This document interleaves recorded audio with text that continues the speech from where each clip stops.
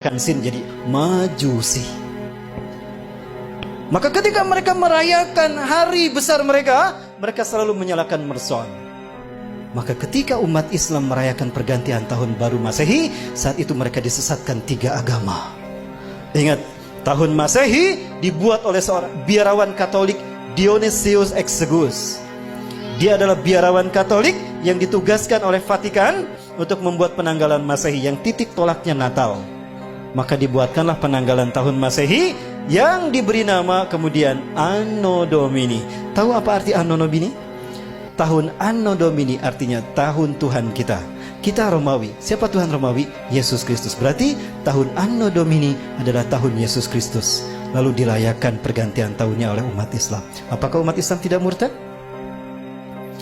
Satu, ketika umat Islam euforia merayakan pergantian tahun Masehi, saat itu mereka itiba kepada kaum Nasrani. Lalu mereka merayakan dengan meniup trompet. Lihat Yahudi, mereka merayakan hari besar mereka dengan meniup trompet, betul? Saat itu pun Yahudi diikuti oleh kaum muslimin. Dan kemudian mereka merayakan Mercon. Maka di saat itulah mereka lengkap sekali, disesatkan tiga agama. Yahudi tiup trompet, Nasrani menyambut tahun baru, Majusi merayakan, menyalakan Mercon. Ada yang ikutan? Syahadat lagi. Nah, baik, saya perjelas. Yunani, negara penyembah dewa matahari. Dan dewa matahari mereka namakan Helios. Bahkan mereka membuat Heliopolis, kota dewa matahari. Yunani, ketika mereka merayakan hari besar mereka menyembah dewa Helios, mereka melakukannya dengan pawai obor keliling negeri. Pawai obor keliling negeri. Dan puncaknya di Bukit Olympus, di sebuah lampangan besar, mereka menyalakan obor raksasa. Dinyalakanlah obor besar tadi. Obor besar, selama obor besar itu menyala di Bukit Olympus, kaum paganis Yunani, mereka merayakan penyembahan dewa Helios dengan melakukan berbagai macam atraksi. Ritual ini sampai hari ini dipertahankan, dan itu bernama Olimpiade. Sekali lagi, Zionis Yahudi menyesatkan kita dalam tiga ranah: simbol, ritual, dan arsitektur. Sudah terwujud? Tingkat dunia Olimpiade, tingkat benua ASEAN Games, tingkat nasional PON, tingkat daerah Porda. Dewa di Itali, Roma, Dewa Mitra. Lihat, ini Dewa Mitra, sama dengan Liberty. Ada matahari di kepalanya. Patung Liberty pegang apa? Obor, kan? Berubah tidak? Tidak. Inilah yang dikatakan iblis. Fabima akhwatani ila aqudanalhum siratal mustaqim. Karena engkau telah menghukum aku tersesat, aku akan halangi mereka dari tauhid. Artinya, akan ada sosok lain yang disembah selain engkau. Siapa? Dewa Matahari. Siapa Dewa Matahari? Matahari adalah unsurnya api, kan? Dan siapa yang Allah ciptakan dari api? Jadi siapa Dewa Matahari itu? Ajajil. Tapi dia tidak terlihat. Maka dia butuh sosok manusia yang menjadi kembaran dia seutuhnya. Samiri. Jadilah dia Dwi Tunggal. Siapapun yang mengangkat tangannya seperti, berarti dia komitmen kepada iblis dan Dajjal. Baik, di Amerika Latin, Amerika Selatan ada 3 suku bangsa menyembah Dewa Matahari. Suku Aztec di Meksiko menyembah Viracocha. Suku Inca menyembah dewa Inti di Brazil. Suku Maya menyembah dewa Kukulcan di Amerika Latin. Ya. Dan di Mesir ada Horus, dewa matahari. Dan Horus selalu digambarkan dengan kepala burung. Kenapa? Ketika Tuhan turun ke bumi selalu menggunakan burung. Dan burung adalah simbol singgasana tinggi. Maka siapapun yang menjadikan burung sebagai simbolnya, maka dia akan merdeka abadi. Maka jadilah burung simbol kemerdekaan setiap.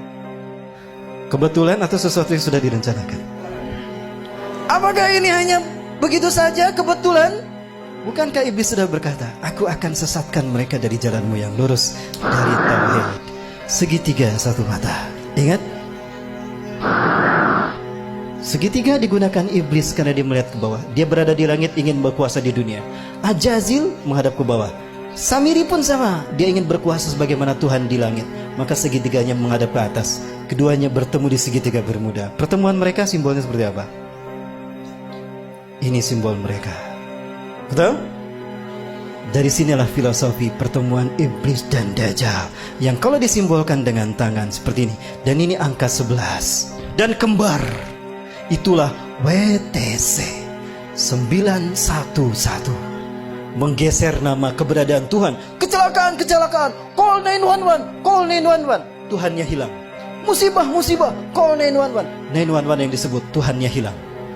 Keberadaan Tuhan digeser. Yang pertama disebut manusia ketika terjadi musibah kecelakaan, 911. 9 tambah 11 berapa?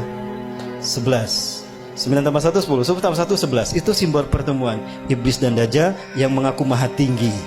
Dan itulah WTC. Dan WTC dihancurkan di titik balik pertama di milenium ketiga. Milenium ketiga itulah yang disebut dengan Y2K. Kepada dunia latah, bahkan negara Arab termasuk Indonesia, kami siap menyambut Y2K, betul? Di tahun 2000 tuh, we are ready to visit Y2 km. Padahal Y2K syarat berbau muatan ideologis. Y2K bagi orang Kristen adalah singkatan dari Year of the Jesus Kingdom. Dan Y2K bagi Yahudi adalah Year of the Jewish Kingdom. Artinya 1000 tahun terakhir sebelum hari kiamat, itu adalah tahun bagi berdirinya singgasana Tuhan di muka bumi. Cirinya apabila sapi berwarna merah sudah lahir. Sudah lahir belum? Berarti Tuhan yang mereka tunggu-tunggu akan tiba. Allahu Akbar. Sebentar lagi Dajjal sudah muncul. Disinilah iblis dan Dajjal bertemu. Dan mereka membuat kesepakatan. Inilah kesepakatan yang mereka buat. 1. Kita hancurkan Islam dan kaum muslimin, karena hanya Islam yang menghalangi kita. Maka apapun caranya, Islam dan umat Islam harus dimusnahkan. Yang kedua, kita berjuang kepada manusia untuk menunjukkan kalau Tuhan telah salah pilih. Tuhan telah berbuat salah. Begitu kan? Ini filosofi siapa kalau bukan filosofi Ajazil? Ya, maka dendamnya kepada umat Islam. Sekarang mereka bersatu dendam sama umat Islam. Ketika Samiri mengembara ke seluruh dunia, dia sampai ke segitiga Bermuda, sebuah area lepas pantai Samudra Atlantika yang menghubungkan 3 titik. Florida, ada Miami di sana, ada Puerto Rico, dan ada Bermuda. Segitiga ini adalah tempat di mana Ajazil membangun istananya dari kristal cahaya. Itulah kenapa siapapun yang lewat kena hilang. Sebetulnya tidak hilang, ada, cuma tertutup dengan kristal cahaya. Begitulah cara David Copperfield menghilangkan patung Liberty. Begitu pula cara David Blank menghilang. Dia tidak menghilang, tapi dia bersinergi, bersenyawa dengan jin, sehingga kristal cahaya menutup pandangan kita, sehingga dia tidak terlihat, nyaris tidak terlihat. Dan itu pula yang terjadi ketika Nabi Muhammad SAW menghilang di Madinah 8 jam, tiba-tiba muncul lagi di tengah-tengah sahabat, karena bersentuhan memasuki alam jin. Ketika kita masuk ke dimensi jin berada, maka kita tidak akan terlihat saat itu. Dan di sana berdiri singgasana iblis yang terbuat dari kristal cahaya. Nah, di pertemuan itu Ajazil sangat gembira ketika Samiri datang. Come here Sam, come here Sam. Samiri, Ajazil selalu memanggil seseorang dengan satu suku kata pertama. Come here Sam, come here Sam. Kemari Sam, kemari Sam. Apa kata Ajazil? Di hadapan pengikutnya Ajazil berkata, hari ini adalah hari yang aku tunggu-tunggu sejak Allah menurunkan aku dari surga ke dunia, di mana aku dipertemukan dengan saudara kembarku. Panggillah dia oleh kalian sebagai Paman Sam. Nyambung tidak? Nyambung dengan Amerika. Inilah jawaban kenapa Amerika menjadi negara superpower. Kenapa dia intervensi urusan negara orang lain. Dan kenapa dunia seolah takut tidak mau menghukum Amerika dan Israel? Karena Amerika adalah negara bentukan